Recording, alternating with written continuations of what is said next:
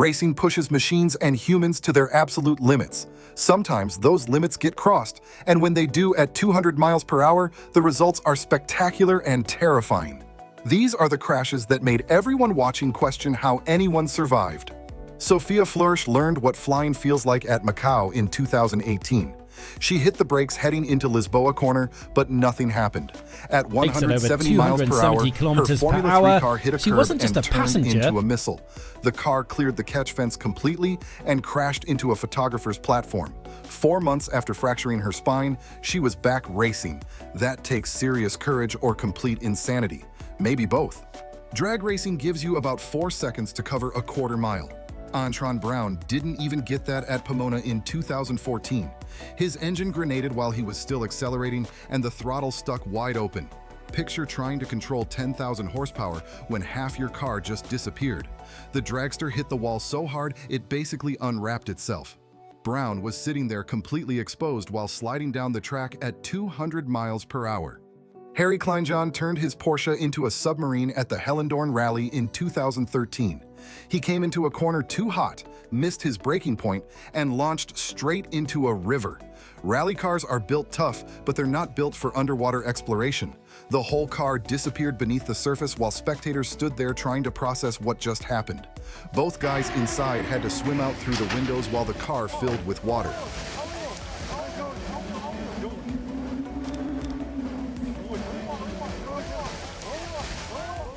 Connor Daly got the worst possible Monaco experience in 2012. Someone tagged him coming out of the tunnel, and suddenly his GP2 car was sliding down the track on its roof. The Casino Square section is already scary enough right side up. Now imagine sliding through it upside down with sparks flying everywhere. The roll bar was grinding down with every meter, and Daly was just along for the ride. Then move to the left again. Make the one move. Brendan Hartley discovered what happens when both front wheels decide to quit at the same time. During practice at Silverstone 2018, his suspension failed completely heading into one of the fastest corners on the calendar. No steering, no braking, just a 150-mile-per-hour appointment with a concrete wall. The Toro Rosso hit so hard, it basically exploded.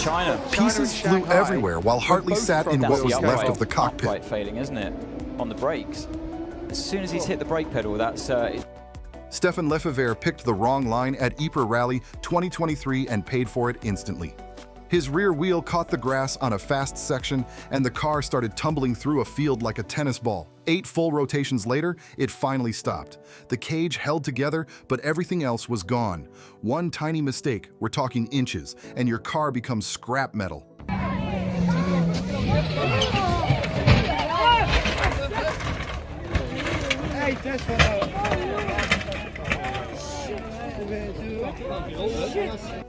Simon Pagenaud's brake pedal went straight to the floor at Mid-Ohio in 2023.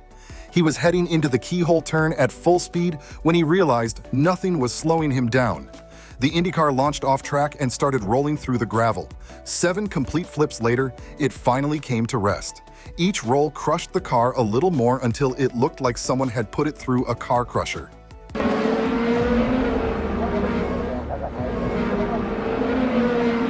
Before Josh Verstappen became a household name, his dad Jos was making headlines for different reasons. At Interlagos 1994, Eddie Irvine made an overly optimistic move and clipped Jos's Benetton. The car went airborne and barrel rolled down the main straight while the pack behind tried to dodge the wreckage. Those old cars had way less protection than today's machines. Irvine got himself a 3-race vacation for that move. Trying to overtake Eddie Irvine, and Schumacher is gone off. Schumacher, Verstappen, sorry. Oh dear me, that is an appalling moment. Eddie Irvine pulling out to try and pass. He clipped Jos Verstappen, who was on his left-hand side. Peter Lee Ju-Kong had the worst possible scenario at Spielberg 2016. Another car spun right in front of him and stopped sideways on track. With dust everywhere and no time to react, Lee hit the stationary car at full racing speed. The impact sent his Formula 3 car into a series of violent flips before it landed on its roof. Both drivers survived, but Lee ended up with a broken heel and 4 fractured vertebrae. Tim Tyndall's 2013 NHRA crash stunned fans when his funny car suffered a catastrophic engine failure at extreme speed. The vehicle erupted into a massive fireball and broke apart across the track. Tyndall survived with only minor injuries, proving how crucial modern safety systems are in protecting drivers during violent, unpredictable moments in drag racing.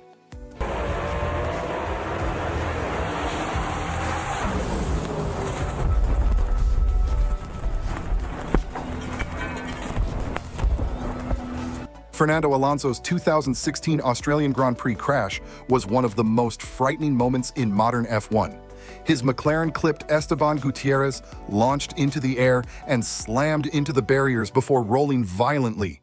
The car was destroyed, but Alonso walked away unharmed.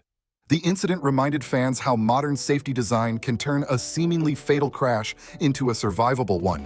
You are flying and you are bouncing around and you see the sky, then you see the ground, you see the sky, and you know exactly where you are, and you keep moving, you want to stop.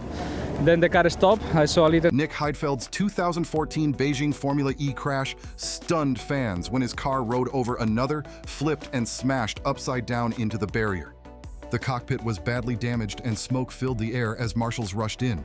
Heidfeld climbed out without major injury, showing how vital modern safety design has become in high-speed racing. Into the last corner of the race, Heidfeld goes to the inside line, and they make contact, and they're both off! And that's an accident for Nick Heidfeld.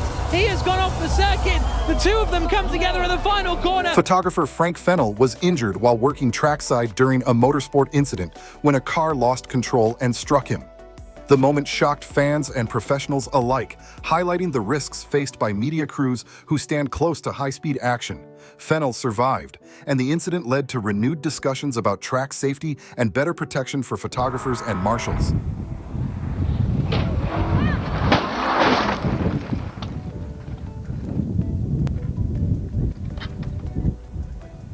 Dan Ticktum's 2018 crash was a dramatic reminder of how quickly racing can turn dangerous. After losing control at high speed, his car slammed into the barriers, scattering debris across the circuit. The impact looked severe, but Ticktum emerged shaken yet largely unharmed. The incident reinforced the importance of modern safety engineering and rapid medical response in motorsport. One get away, and the one that did not get away and has been really clattered into, I am convinced, is the Red Bull liveried car. Mark Webber's 2010 Valencia crash remains one of Formula One's most shocking moments. His Red Bull hit the back of Heikki Kovalainen's Lotus, launching Webber's car high into the air before it flipped and slammed down nose first into the barriers. The car was destroyed, yet Webber climbed out with only minor injuries. The crash became a powerful example of how cockpit strength and safety design can save lives.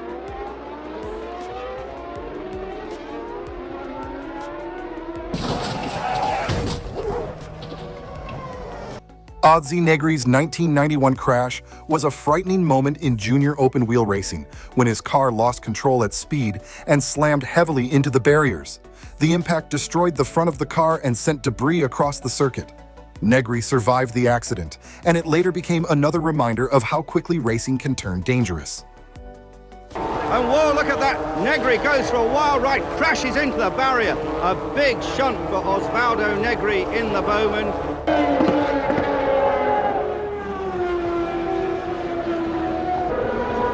Marcus Ericsson's 2018 Monza crash was one of the most violent accidents of the modern F1 era. His Sauber suddenly lost control under braking, spun backward at high speed, and slammed hard into the barriers. The impact destroyed the rear of the car and scattered debris across the track. Ericsson was briefly unconscious but later recovered, crediting safety systems for saving his life. Oh, that's a big crash as well, and that's the Sauber of Marcus Ericsson. Red flagged the session. Session suspended. And Paul, there was absolutely nothing he could do. The car just went on. George Linnemann's 2013 crash shocked spectators when his car lost control at high speed and slammed hard into the barriers. Debris scattered across the track as officials stopped the session. Medical crews rushed in, and Linnemann was assisted from the wreckage, shaken but alive. The incident once again showed how vital modern safety design and quick response truly are in motorsport.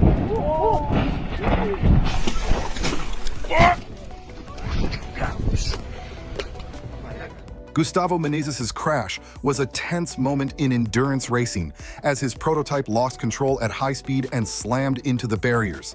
The impact sent carbon fiber flying and forced an immediate safety response. Menezes climbed out shaken but conscious, reminding fans how unforgiving racing can be and how vital modern safety systems are in protecting drivers during violent accidents.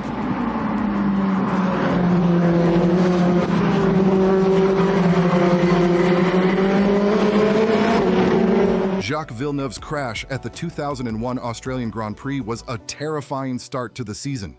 After contact with Ralf Schumacher, his bar was launched into the air and flipped violently before slamming back onto the track.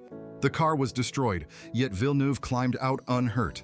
The incident became another powerful reminder of how quickly chaos can strike in Formula One.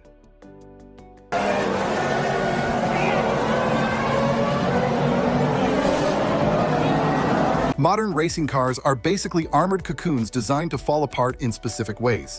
The wheels, wings, and bodywork are meant to break off and absorb energy. The driver sits in a carbon fiber survival cell that stays intact while everything else disintegrates around it. It's controlled destruction, and it works. And racers aren't getting less aggressive. The only option is making everything safer while keeping the competition pure. What crash made you think nobody's walking away from that, only to see the driver climb out? Let me know in the comments and subscribe if you want to see part 2 of this series.